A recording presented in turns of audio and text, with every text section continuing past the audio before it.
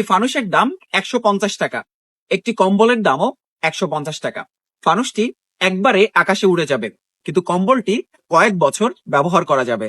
এই যে 31st নাইটে হাজার হাজার ফানুস উড়বে, আতঙ্ক ছড়ানো পটকাবাজি আর বারুদের গন্ধ ভরা আতশবাজি হবে, তাতে অন্ধকার রাতটা কিছুটা সময় আলো ঝলমলে হবে।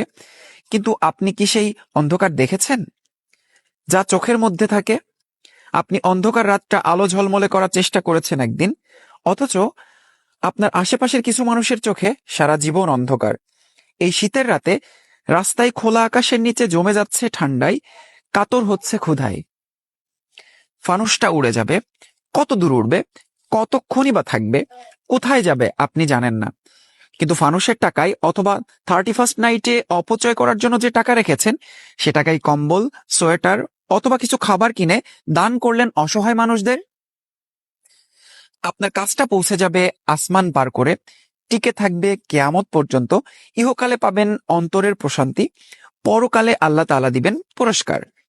হয়তো আপনার কিছু পাপ মুছে যেতে পারে, অথবা আপনার দিকে তেড়ে আসা কোনো বিপদ থেমে যেতেও পারে। অন্ধকার রাতে ল্যাম্পপোস্টগুলো ঠিকই জ্বলে, আলোকিত করে রাতকে। ফানুস উড়লে আকাশটা আলোকিত হতো, চলুন না এবার আলোকিত করি মাটিটাকে। কারো জীবনের ঘোর অন্ধকারে একবার না হয় ল্যাম্পপোস্ট হই।